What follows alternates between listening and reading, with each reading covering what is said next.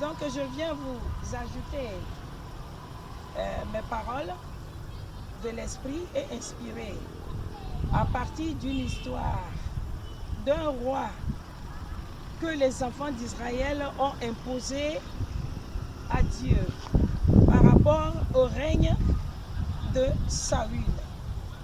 Je vous parle, mes frères, mes homologues, enfants de Dieu, chrétiens, toi qui es là-bas, c'est de toi que je parle. C'est à toi que je parle.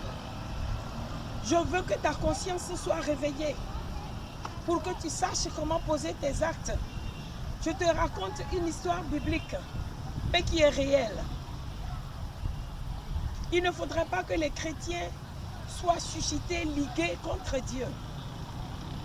Je vous ai dit tout à l'heure dans mes propos que depuis plus de 10 ans, aujourd'hui, le Seigneur m'a fait voir et connaître celui qui doit remplacer le président actuel s'il quitte le pouvoir. Quand ses mandats seront finis, celui qui va le remplacer, le Seigneur me l'a fait connaître plus de 10 ans aujourd'hui. Et je prie. Mais malheureusement, comme chaque prière nationale s'organise sous ma parole, mais sans moi au sein, au cœur du peuple pour ouvrir le ciel, par rapport aux exaucements de ces genres de prières, je ne m'en disconviens pas. Mais tout récemment, ça fait 2 ans aujourd'hui, le Seigneur m'a fait connaître que celui sur qui le choix est tombé est nu. Il n'est pas revêtu ni d'une simple chemise, ni d'une culotte, ni d'une paire de chaussures, ni d'une casque, de rien. Il est nu. Il n'a porté qu'un petit caleçon. Et il est sorti nu en train de faire ses démonstrations devant les gens, croyant qu'il est revêtu. Or, dans le livre des prophètes par rapport au roi, les rois sont choisis par Dieu bien avant le temps. Et il envoie le prophète à qui il a révélé pour aller consacrer.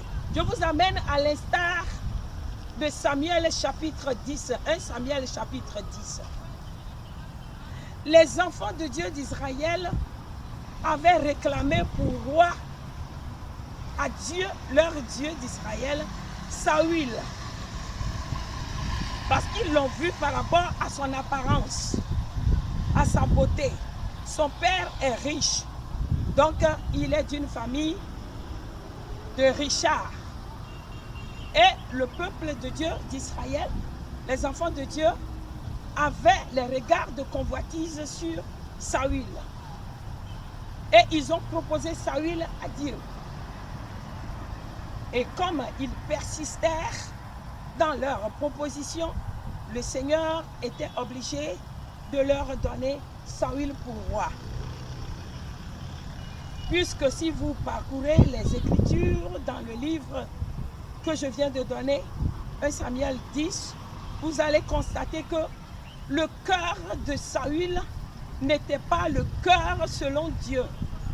Mais c'est lorsque il a donné ça au peuple sous leur doléance, leur demande, que Dieu était résolu alors de changer le cœur de Saül, son cœur pierreux endurci, à un cœur de chair.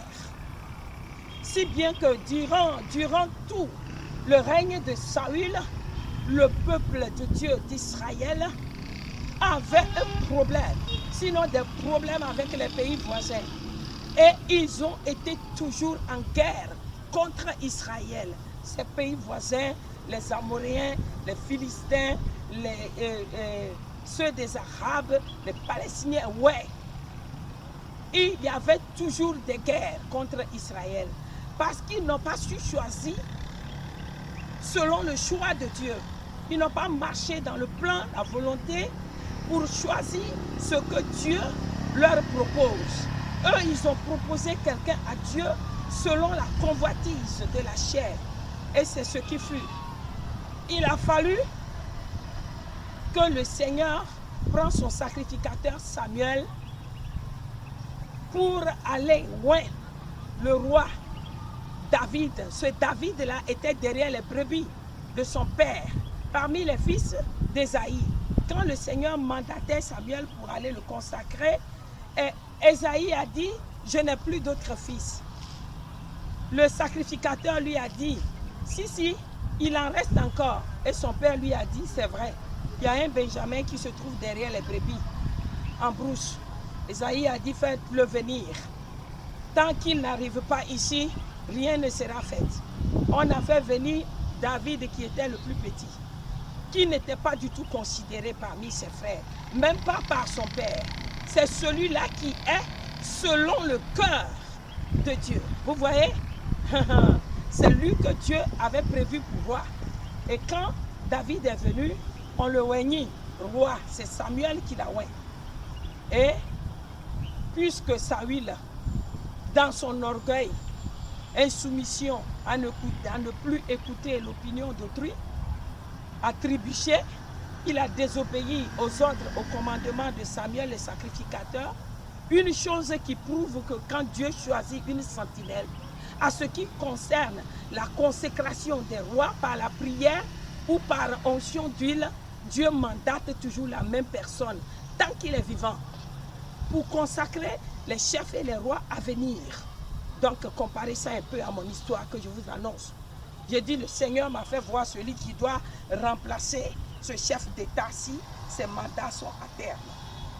Je l'ai connu depuis plus de 10 ans. Donc, comparez un peu ces deux histoires.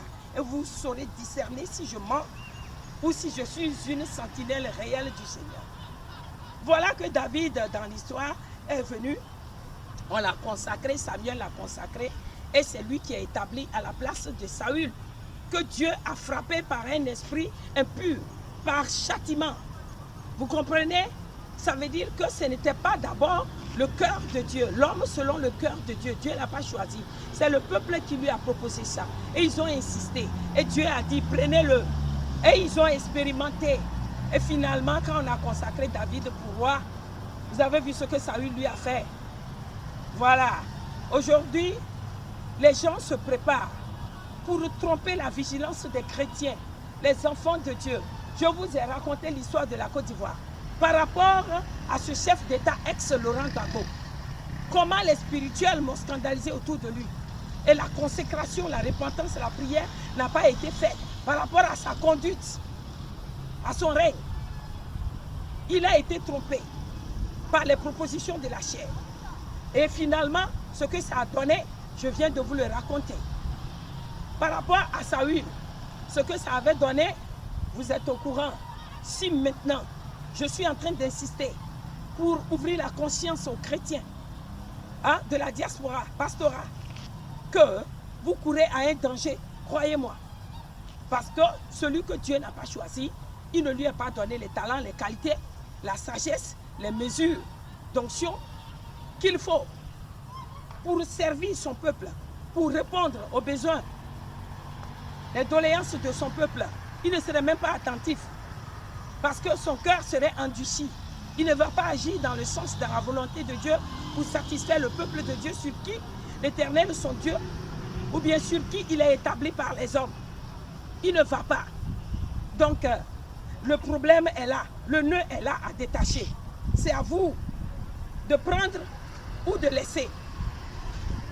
Si vous voulez proposer votre homme à Dieu, les chrétiens du Togo, pour ces élections qui viennent là, je suis en train de vous annoncer une chose que vous ne connaissez pas. C'est que le choix de Dieu n'est pas du tout celui-là qui veut paraître devant le peuple, conduire les mouvements chrétiens, se fait aimer par les chrétiens.